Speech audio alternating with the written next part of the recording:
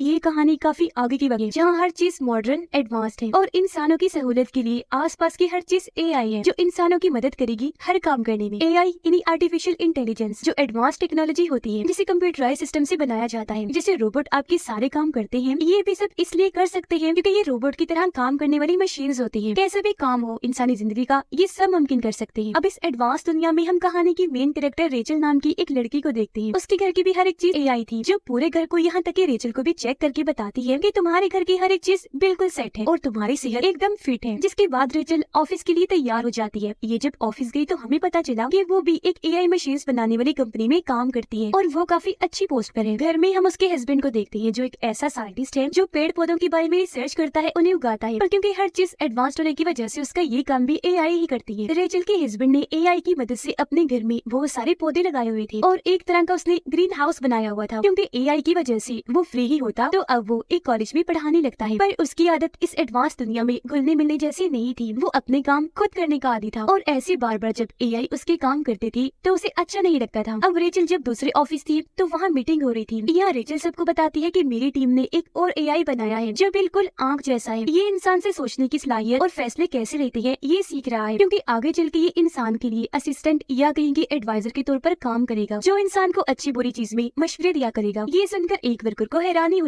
वो कहती है कि ये तो सारे इंसानों के करने के काम है। अगर ऐसे इंसानों की जगह एआई ये काम करती रही तो ऐसे तो ये इंसानों की जगह इस तरह ले लेंगे कि फिर इंसानों की नौकरी भी यही क्या करेंगे और इंसान तो बिल्कुल फ्री ही हो जाएंगे। फिर हम क्या करेंगे, बेरोजगारी बढ़ जाएगी। तब ये सुनकर उनके सीनियर कहती है कि ऐसा कुछ नहीं होगा, ये हमारी जगह लेने के लिए नहीं बल्कि हमारी मदद करने के लिए बनाए गए हैं। इंसान जहाँ है वो वहाँ ही रहेंगे। फिर मीटिंग खत्म होने के बाद रेचल जब अपने ऑफिस जा रही थी तो उसकी बॉस उसे बुला लेती है और कहती है कि तुम पिछले 2 सालों से काफी अच्छा काम कर रही हो और अब हम तुम्हारी प्रमोशन करने का सोच रहे हैं, यानी तुम्हारी पोस्ट पर और तरक्की देने का। लेकिन वो देने से पहले हम तुम्हारी फैमिली के बारे में जानना चाहते हैं कि तुम्हारा भी फैसला अपनी फैमिली को बढ़ाने का तो नहीं, यानी बच्चा पैदा करने का। जो सुनकर रेचल को काफी हैरत हुई कि मेरी प्रमोशन का भला बच्चे पैदा होने से क्या ताल्लुक। पर वो ये कहकर मना कर देती है कि नहीं, अभी इस बारे में हमने सोचा नहीं। जिस पर उसकी बॉस कहती है कि मैंने ऐसा इसलिए पूछा क्योंकि हमारी कंपनी को तुम्हारी वजह से काफी फायदा हो रहा है, तुम काफी अच्छा काम कर रही हो। तो मैं नहीं चाहती कि जब तुम बच्चा पैदा करने का सोचो तो तुम्हें छुट्टियां लेनी पड़ जाए। काम पर तुम्हारा रेगुलर होना जरूरी है, पर अगर तुम बच्चा पैदा करना चाहती हो तो हमारे पास इसका दूसरा हल है। जो कहकर वो उसे आर्टिफिशियल वूम सेंटर का नंबर देती है जहाँ पर मसनूई तरीके से बच्चे पैदा किए जाते हैं। यानी जैसे माँ के पेट में 9 महीने तक बच्चा पलता रहता है उसी तरह आर्टिफिशियल वूम में बच्चा पलता है और ये बिल्कुल माँ और बच्चे पैदा होने की प्रोसेस जैसा ही होता है। अब जब रेचल उस सेंटर में गई तो वो सब कुछ देखकर और जानकर काफी खुश हो जाती है क्योंकि अब उसका भी दिल माँ बनने का कर रहा था। इसलिए वो यहाँ अपना नाम भी लिखवा देती है क्योंकि जो आर्टिफिशियल वूम बनाई जाती है वो हर वक्त नहीं होती बल्कि फैमिलीज के कहने पर अरेंज करवाई जाती है। अब अगले ही दिन रेचल के पास सेंटर से कॉल आ जाती है और उसे बताया जाता है कि आपके लिए आर्टिफिशियल वूम का इंतजाम हो गया है। जो सुनकर वो काफी खुश हो गई थी क्योंकि अब वो भी एक बच्चा हासिल कर लेगी। उधर रेचल का हस्बैंड जब कॉलेज में था तो वो बच्चों को एक पेड़ से फल तोड़कर देता है ताकि वो खा ले, पर कोई भी उसे नहीं खाता इस वजह से क्योंकि वो नेचुरल कुदरती तौर पर पेड़ से उगा था, न कि एआई की वजह से। जिससे यहाँ हमें समझ लगी कि ये लोग एआई में इतना खो गए हैं कि नेचर कुदरत को जैसे भूल ही गए हैं। अब रेचल आर्टिफिशियल बच्चे पैदा करने की खबर अपनी दोस्त को भी देती है जो सुनकर वो काफी खुश हो गई और पार्टी रखने का फैसला करती है। जिस पर रेचल कहती है मगर ये बात मैंने अभी तक अपने हस्बैंड को नहीं बताई क्योंकि वो इस एडवांस दौर में भी नेचुरल तरीके से चीजों को हासिल करने पर यकीन करती है। इस तरह चीजें हासिल करना उन्हें पसंद नहीं है क्योंकि उनका कुदरत पर बहुत यकीन है। अब इस सोच में वो पड़ी ही थी लेकिन फिर अपने डॉक्टर के पास जाने का सोचती है जो भी और कोई नहीं बल्कि एक एआई डॉक्टर था जो किसी बड़ी सी आंख जैसा लग रहा था। रेचल उसे कहती है कि मैं आर्टिफिशियल वूम से बच्चा कैसे पैदा करूं क्योंकि मेरे हस्बैंड कुदरती तरीके से ये सब चाहते हैं, यानी मैं खुद माँ बनूं और बच्चा पैदा करूं। जिस पर एआई डॉक्टर कहता है कि तुम अपने हस्बैंड को समझाओ क्योंकि इस दौर में नेचुरल जैसी कोई चीज नहीं रह गई। तुम्हें इस बात से फर्क नहीं पड़ना चाहिए कि बच्चा कैसे पैदा हो रहा है, बस इस बात की खुशी मनाओ कि तुम लोग माँ बाप बनने वाले हो। जिसके बाद अब रेचल सब कुछ अपने हस्बैंड को बताने का सोचती है। शाम को जब वो घर आई तो बात करने उसके पास गई लेकिन देखती है कि अभी मेरा हस्बैंड काफी परेशान है। वो रेचल को भी अपनी परेशानी बताता है कि आज बच्चों ने पेड़ का फ्रूट नहीं खाया, पता नहीं कैसा दौर आ गया है, लोग नेचर से दूर ही हो गए हैं। अब ये सुनकर रेचल अपना मन बदल लेती है और फिलहाल उसे कुछ भी नहीं बताती। अगले दिन फिर वो वूम सेंटर गई जहाँ पर और भी कई सारी औरतें आई हुई थी। तभी यहाँ वूम सेंटर की हेड लिंडा आई जो सबको बताती है कि हमने ये सेंटर इसलिए खोला क्योंकि इस दौर में बच्चे बहुत ही कम पैदा हो रहे थे, पर ये तरीका निकाल कर हम औरतों की मदद करना चाहते हैं ताकि बच्चा पैदा होने में कोई मसला ना हो। जो कहने के बाद वो सबको एक पोर्ट कैप्सूल दिखाती है जो काफी बड़े अंडे जैसा लग रहा था जिसके अंदर ही बच्चा रहेगा और 9 महीने तक ग्रो करेगा, यानी उसके अंदर ही फल फूल कर बड़ा होगा और जब बच्चा पैदा होने का वक्त आता है तो ये पोर्ट कैप्सूल उसके माँ बाप को दे दिया जाता है। जिसके बाद वो ये भी कहती है कि आप बच्चे से कोई बात करके, कोई गाना सुनाकर उसे कनेक्ट करने, जुड़ने की भी कोशिश कर सकते हैं। इसके अलावा ये भी कि बच्चे को खाना कैसे खिलाते हैं, और क्योंकि ये बच्चे के माँ बाप हैं तो पोर्ट कैप्सूल ये घर ले जा सकते हैं। क्योंकि ये सब इन्हें बताने का मकसद ये था कि ये पूरा प्रोसेस असली जैसा ही है, तो घबराने की जरूरत नहीं है। अब लिंडा रेचल को कहती है कि अगर तुम ये प्रोसीजर शुरू करवाना चाहती हो तो पहले इसकी फीस भरनी होगी। जिस पर वो कहती है कि अभी इसके लिए मुझे टाइम चाहिए ताकि मैं अपने हस्बैंड से बात कर लूं। जिसके बाद वो पूरा ज़हन बना लेती है और आखिर घर आकर सारी बात अपने हस्बैंड को बता देती है कि मुझे आर्टिफिशियल वूम की मदद से बच्चा चाहिए, क्योंकि मुझे अपने करियर पर ध्यान देना है, तो नेचुरल तरीके से मैं बच्चा पैदा नहीं कर सकती। अब ये सुनकर उसके हस्बैंड को काफी बुरा लगा, क्योंकि एक तो वो इस तरीके के खिलाफ था और दूसरा कि रेचल ने अकेले ये फैसला ले लिया था। इस पर वो कहती है कि मेरी मजबूरी है, क्योंकि ये चीज मेरे प्रमोशन से जुड़ी हुई है। और अब इस बात को लेकर उनकी बहस होने लगी, लेकिन फिर रेचल अपना गुस्सा कंट्रोल करके उससे माफी मांगती है और ये भी कहती है कि हमें पहले मेरी एक दोस्त से मिल लेना चाहिए, क्योंकि उसने भी आर्टिफिशियल तरीके से ही बच्चा पैदा किया है। अगर उसके लिए सब ठीक रहा होगा तो हम भी ये कर लेंगे। जिसके लिए उसका हस्बैंड मान गया और अगले ही दिन ये रेचल की दोस्त के घर आ जाते हैं, जहाँ उसकी दोस्त का हस्बैंड उन्हें हंसी मजाक में ये समझाने लगता है कि तुम आर्टिफिशियल वूम में बच्चे को कैसे उठाकर अपने साथ कहीं भी ले जा सकते हो। जो देखकर रेचल के हस्बैंड को काफी अजीब लगा। फिर वो घर आकर रेचल से कहता है कि मैं ये फैसला इतनी जल्दबाजी प्रेशर में नहीं ले सकता, आखिर बच्चे का मामला है। जिस पर रेचल कहती है कि ऐसा करो, तुम मेरे एआई डॉक्टर से बात कर लो, वो भी तुम्हें ठीक ही बताएगा। अब उसके कहने पर रेचल का हस्बैंड एआई डॉक्टर से बात करता है, पर वहाँ भी उसकी बहस हो गई, इसीलिए बात बीच में छोड़कर वो वहाँ से बाहर निकल आता है। रात को खाने के वक्त भी ये एडवांस जिंदगी से इंसानों पर पड़ने वाली असरात के बारे में बात करते हैं कि एआई की वजह से इंसान अब खुद से कोई काम नहीं करते, ऐसे तो वो आलसी बन जाएंगे। पर रात को ही रेचल के हस्बैंड को एहसास हो गया और वो उसे कहता है कि मैं जानता हूँ तुम ये सब हमारी फैमिली के लिए ही कर रही हो, और अगर तुम्हारी खुशी आर्टिफिशियल तरीके से बच्चा पैदा करने में है तो मैं भी इसमें राजी हूँ। और अब वो भी आखिर इस फैसले के लिए राजी हो गया। फिर अगले ही दिन ये लिंडा से मिलने जाती है, जहाँ वो कहती है कि अगर आपको लड़का चाहिए तो उसके लिए हमें आपकी और ज्यादा मदद चाहिए, मतलब आप दोनों को अपने जिस्म की कोई चीज देनी होगी। जिस पर रेचल कहती है कि नहीं, जरूरी नहीं कि लड़का ही हो, अब बच्चा होगा या बच्ची ये चीज हम नेचर पर छोड़ देते हैं। जिसके बाद इनकी बच्ची का प्रोसेस शुरू हो गया, जो उन्हें स्क्रीन पर दिखाया जा रहा था। हर चीज ठीक थी, यानी कि 9 महीने के बाद इन्हें बच्चा मिल जाएगा, जो सोचकर ये काफी खुश हो जाते हैं। अब रेचल उस ऐप के जरिए बच्चे से कनेक्ट होने, जुड़ने की कोशिश करती है, जो उसे लिंडा ने बताई थी, जहाँ वो देखती है कि कुछ हफ्ते हो गए हैं पर बच्चे की ग्रोथ अभी इतनी नहीं हुई, जिस वजह से उसे परेशानी होने लगी। फिर रात को जब वो सो रही थी तो उसे एक सपना आया, जिसमें वो देखती है कि वो प्रेग्नेंट है और उसका बच्चा पैदा हुआ है, जो कोई बेबी नहीं था बल्कि एक अंडा था। अब उसे ये सपना काफी अजीब लगा, जिसके बारे में वो अपने एआई डॉक्टर को बताती है, जिस पर उसका कहना था कि तुम्हारे इस सपने का मतलब यही हो सकता है कि अब तुम सच में माँ बनने वाली हो। इसके अलावा सपनों का ताल्लुक हमारी असली जिंदगी से नहीं होता, तो तुम इस पर ध्यान न दो। अब 6 हफ्ते गुजर जाते हैं, जहाँ ये लोग वूम सेंटर में गए, देखते हैं कि इनके बच्चे की दिल की धड़कन चलना शुरू हो गई है, जिससे इन्हें बहुत खुशी हुई। फिर लिंडा इन्हें इजाजत दे देती है कि ये पोर्ट कैप्सूल को अपने घर ले जा सकते हैं ताकि बच्चे से घुल मिल सके। घर लाकर रेचल का हस्बैंड पहली बार स्क्रीन में अपने बच्चे को देखता है, जिससे आज यहाँ उसे एहसास हुआ कि हमारा बच्चा आने वाला है, और बाप बनने की उसे बहुत खुशी होने लगती है। वो बच्चे से कनेक्ट होने लगा, जैसे उसे कहानियाँ सुनाता है, अपने ग्रीन हाउस में लेकर जाता है। पर उसकी निस्बत रेचल इन सबसे कनेक्ट नहीं कर पा रही थी, क्योंकि उसे लग रहा था कि इस तरह बच्चा पैदा करके मैं ये एहसास खो दूंगी कि प्रेग्नेंट होने पर क्या होता है। वो जब पूल में नहाने गई तो एक प्रेग्नेंट औरत को देखती है, जो रेचल का हाथ अपने पेट पर रखती है और उसे एहसास करवाती है कि प्रेग्नेंट होकर औरत को कैसा महसूस होता है, जो देखकर रेचल को उसके लिए काफी अच्छा लगा। पर अब उसे अपने फैसले पर पछतावा हो रहा था। फिर ये दोनों वूम सेंटर गए अपने बच्चे के बारे में और ट्रेनिंग लेने के लिए, जहाँ ये देखते हैं कि वहाँ आज कुछ बड़े बच्चों को लाया गया है जो पढ़ाई कर रहे हैं, पर वो खुद से कुछ भी नहीं लिख रहे, बल्कि वो एआई रोबोट्स को कह रहे हैं कि ये लिखो, जिस पर वो रोबोट्स लिख रहे थे। अब ये देखकर अक्सर माँ बाप को काफी हैरानी हुई, और फिर तभी यहाँ खड़ा एक लड़का पूछता है कि मेरा भतीजा आर्टिफिशियल वूम से पैदा हुआ था, पर एक अजीब चीज, उसे आज तक एक भी सपना नहीं आया। इस पर लिंडा कहती है कि हाँ, वो हमारी तरफ से ही हुआ है, हमने खुद उन बच्चों की कुछ चीजों पर लिमिटेशंस लगाई हैं ताकि बच्चे वो काम ना करें, पर जल्द हम उन सब बच्चों के लिए हर चीज खोल देंगे। उधर रेचल हर वक्त परेशान रहने लगी थी, ये सोचकर कि कहीं मैंने कोई गलत फैसला तो नहीं ले लिया, जिस वजह से उसके काम पर भी असर पड़ रहा था। वो जिस तरह पहले अपने एआई की आयरन इन्वेंशंस इजाद कर रही थी, अब वो काम सुस्त हो गया था, जिस बात का उसे नुकसान भी हो सकता था, क्योंकि ये रिपोर्ट सीधा उसके बॉस के पास जाती थी, जिससे उसे ये लग सकता था कि कोई इंसान टाइम पास कर रहा है या दिल से काम कर रहा है। अब रेचल का हस्बैंड अपने बच्चे को कॉलेज में भी लेकर जाता है, जहाँ उसे बहुत खुशी मिलती है। फिर उसका सीनियर आकर बताता है कि तुम्हारे ग्रीन हाउस की वजह से हमें बहुत पैसे देने पड़ते हैं, तो अब से तुम्हें ये काम बंद करना पड़ेगा, जो सुनकर उसे काफी गुस्सा आ जाता है। अब वो जब घर आया तो रेचल ये सोचकर काफी परेशान होने लगी थी कि आखिर मेरा हस्बैंड बच्चे से कनेक्टेड है, मैं क्यों नहीं। अपने इस सवाल का जवाब पाने के लिए ये दोनों एआई डॉक्टर के पास गई, जहाँ रेचल उसे अपना ये मसला बताती है, पर क्योंकि वो एक एआई था तो यहाँ वो इंसानों के इमोशंस, जज्बात को समझ नहीं पाता कि किसी से कनेक्ट होना क्या होता है। इसीलिए वो कहता है कि मुझे लगता है कि बच्चे में कोई गड़बड़ है, तो मुझे इसका इलाज करना चाहिए, तो इसे कुछ कुछ दिन के लिए यही छोड़ दो ताकि मैं इससे कनेक्ट होकर ही समझ पाऊँ कि ऐसा क्यों हो रहा है। पर अब इन दोनों को समझ आती है कि ये AI है, तो हमारे इमोशंस को समझ नहीं पा रहा, इसलिए हमारा जवाब इसके पास नहीं। जो सोचकर ये यहाँ से चले जाते हैं। रेचल का हस्बैंड कहता है कि इसमें इतना परेशान होने वाली कोई बात नहीं है, तुम भी बच्चे के साथ वक्त गुजारो, फिर कनेक्ट हो जाओगी। ये सोचकर रेचल पोर्ट को अपने पेट के साथ बांध लेती है और ऐसे अगले दिन ऑफिस चली गई। पर उसे ध्यान नहीं रहता कि मेरे आगे पोर्ट बंधा हुआ है और वो गलती से सामने जाके टकरा गई, जिस पर सभी सीनियर्स उसे ऐसे घूरने लगती है जैसे उसने पता नहीं कितनी बड़ी गलती कर दी। अब थोड़ी देर के बाद रेचल की सीनियरों से कहती है कि तुम्हें पोर्ट कैप्सूल को घरे छोड़ के आना चाहिए था। जो कहकर वो उसे एक ऐसा कबर्ड दिखाती है जहाँ पर बहुत सारे पोर्ट्स पड़े हुए थे, जिनमें उन माँ के बच्चे थे जो सभी यहाँ पर वर्कर्स थी। सीनियर रेचल का पोर्ट भी यहाँ रख देती है, ये कहकर कि ऑफिस में सब काम करने आए हैं, इसलिए माँ को इधर अपने बच्चों से दूर रखना पड़ेगा, क्योंकि हमें ऐसी माँ नहीं चाहिए जिनका ध्यान काम पर ना होकर अपने बच्चों पर हो, क्योंकि ये ऑफिस भी पूरा AI था, तो इंसान के जज्बात की यहाँ कोई कीमत कदर नहीं थी। अब कुछ दिन के बाद इन्हें अपना पोर्ट चेकअप करवाने के लिए सेंटर में लाना पड़ता है। एक दिन रेचल को फिर से सपना आया जिसमें उसने अपने बच्चे को उठाया हुआ था और वो समंदर किनारे रेत में घूम रही थी। उसने बच्चे को अपने सीने से लगा लिया। इस एहसास को महसूस करके उसे बहुत अच्छा लगा, जिसके साथ ही उसकी आंख खुल गई और अब उसे समझ आई कि मैं भी बच्चे से कनेक्ट हो रही हूँ। पर उसे ये अंदाजा भी हुआ कि मुझे इसमें नेचर की भी मदद लेनी पड़ेगी, इसीलिए वो अपने घर में बने ग्रीन हाउस में जाती है और अपने हस्बैंड के लगाए पेड़ पौधों की खुशबू लेने लगती है। फिर एक गमला उठाकर घर के अंदर भी ले आई। उसके हस्बैंड ने जब उसे ये करते हुए देखा तो उसे भी काफी अच्छा लगा। अब जब रेचल ऑफिस जा रही थी तो उसकी बॉस एक बार फिर उसे पकड़ लेती है और पूछने लगी कि भाई क्या बात है, तुम्हारी तरफ से काम इतना सुस्त क्यों है? AI इन्वेंट करने में तुम काफी पीछे हो, तुम्हारा बच्चा तो ठीक है, कहीं उसकी परेशानी तो नहीं? जो सुनकर रेचल को काफी अजीब लगा। वो समझ जाती है कि मैं चाहे जो मर्जी कर लूँ यहाँ, लेकिन मेरी बॉस कभी खुश नहीं होगी, क्योंकि इन्हें इंसानों के रूप में ऐसे रोबोट चाहिए जो अपने इमोशंस को साइड पे रख के हर वक्त काम करते रहे। अब देखते ही देखते इनका बच्चा 8 महीने का हो जाता है। ये काफी खुश थी। उसके साथ और वक्त गुजारने के लिए ये पोर्ट को घर ले जाने के लिए कहती है, पर लिंडा इन्हें ये कहकर मना कर देती है कि सॉरी, ऐसा मुमकिन नहीं है, क्योंकि इस स्टेज के बाद हम बच्चे के दिमाग और जिस्म की ट्रेनिंग करते हैं। असल में हम यहाँ एक रिसर्च भी करते हैं, जिसके लिए बच्चों के दिमाग से डेटा लिया जाता है जो हमारे रिसर्च में काम आएगा। जो सुनकर रेचल काफी चौंक गई है, मगर मैंने ऐसी किसी ट्रेनिंग के लिए हामी नहीं भरी थी। मेरी इजाजत के बगैर हमारे बच्चे के साथ आप ऐसा कैसे कर सकती है? इस पर लिंडा हंसते हुए कहती है कि ये सब आपकी कॉन्ट्रैक्ट समझौते में था, आपने उस पर साइन किए थे, जिस पर साफ लिखा था कि हम यहाँ पर रिसर्च भी करते हैं और अब आपको बच्चा ले जाने के लिए नहीं दिया जाएगा, क्योंकि हम बच्चे की डिलीवरी कुछ दिन पहले ही कर देते हैं। यानी बच्चा पैदा करके उसे पोर्ट से निकाल लिया जाएगा, क्योंकि हमारे पास यहाँ एक लंबी लिस्ट है जिन और औरतों ने अपने बच्चे पैदा करवाने हैं जिनके लिए हमें पोर्ट्स चाहिए, तो इसीलिए अब ना चाहते हुए भी उन्हें ये बात माननी पड़ी। और अब वक्त के साथ साथ रेचल को समझ आने लगती है कि ये सब कुछ ट्रैप जाल की तरह था, हमें फंसाने के लिए प्रमोशन के नाम पर आर्टिफिशियल तरीके से बच्चा पैदा करवाने का कहा गया, क्योंकि इस तरह वो लोग अपनी रिसर्च भी कर सकेंगे और हमारी कंपनी को गवर्नमेंट और बाकी बड़े इदारों से पैसे भी मिलेंगे। अब घर आकर दोनों ही काफी उदास थे, लेकिन उसका हस्बैंड रुकने वाला नहीं था। वो वापस सेंटर में आकर अपने बच्चे वाला पोर्ट चोरी छुपे उठा लेता है और सबकी नजरों से बचते हुए उसे घर ले आता है। और अब अपने बच्चे को वापस पाकर ये दोनों ही काफी खुश हो जाते हैं। पर इस रात रेचल को दोबारा सपना आया जिसमें उसका बच्चा पैदा हो गया है और अब वो एक मॉल में अपने बच्चे के लिए शॉपिंग कर रही है। अब नींद से उठने के बाद वो अपने हस्बैंड को कहती है कि मैं भी तुम्हारे साथ इत्तेफाक करती हूँ, मैं भी अपने बच्चे को इस दुनिया में बड़ा नहीं करना चाहती, बल्कि नेचुरल तरीके से नेचर में बड़ा करना चाहती हूँ, जैसा तुम भी चाहती हो। इसीलिए फैसला करती है कि यहाँ शहर से दूर जो गाँव में हमारा घर है, हम वहाँ चले जाएंगे जहाँ सब कुछ नेचुरल है अभी तक। पर इससे पहले उसका हस्बैंड आखिरी बार लिंडा से बात करने जाता है। कहने लगा कि आप हमसे और ज्यादा पैसे ले लें, लेकिन बच्चा 9 महीने के बाद ही पैदा होना चाहिए, जिस पर वो मना कर देती है। इसलिए अभी लोग गाँव वाले घर में ही जाने को सही समझते हैं और अगले दिन सफर पर निकल जाते हैं। इनका सफर काफी लंबा था, इन्होंने खूब इंजॉय किया, जिसके बाद ये अपने गाँव वाले घर में पहुँच जाते हैं। कुछ दिन इन्होंने यहाँ गुजारे और अब 9 महीने हो जाते हैं। एक दिन पोर्ट में ये देखती है कि बच्चा ऊपर नीचे हो रहा है, जिससे ये काफी खुश हो गई, क्योंकि अब कभी भी बच्चा पैदा हो सकता था। पर इसी रात अचानक ही पोर्ट का सिस्टम बंद हो जाता है, जिससे रेचल काफी घबरा गई। तब उसका हस्बैंड तसल्ली देता है कि परेशान ना हो, ये पोर्ट 2 दिन तक बिना एनर्जी के भी रह सकता है, बेबी खुद ही कभी भी पैदा हो सकता है। फिर अगले दिन रात को जब ये सो रही थी तो पोर्ट में से अचानक आवाजें आने लगी, यानी कि डिलीवरी का वक्त आ गया था, जहाँ बच्चा पैदा होकर पोर्ट से बाहर आ जाएगा। पर इसके लिए इन्हें कोड डालना था जो इन्हें याद ही नहीं था। ये परेशान हो गई, पर उसका हस्बैंड दिमाग लगाता है। वो बड़े ध्यान से पोर्ट के ऊपर वाला हिस्सा तोड़कर आखिरकार बच्चे को बाहर निकाल ही लेता है, जिसे देखकर ये दोनों बहुत खुश हो जाते हैं, क्योंकि उनका बच्चा सही सलामत पैदा हो गया था। ये सीन काफी इमोशनल था। इनकी आंखों में आंसू थे, क्योंकि आज आखिरकार वो माँ बाप बन ही गए थे और उनका लड़का हुआ था। और अब ये वैसे अपनी जिंदगी गुजारने लगती है जैसी एडवांस दुनिया से पहले थी, यानी बगैर किसी मशीन की। कुछ दिन के बाद रेचल उस पोर्ट को बॉक्स में बंद करके सेंटर में भिजवा देती है और अब ये फैमिली क्योंकि पूरी हो गई थी तो हंसी खुशी अपनी जिंदगी गुजारने लगती है, नेचर की खूबसूरती में, एडवांस टेक्नोलॉजी के माहौल से दूर। और इसी के साथ इस फिल्म की कहानी कहानी यहीं पर खत्म हो जाती है।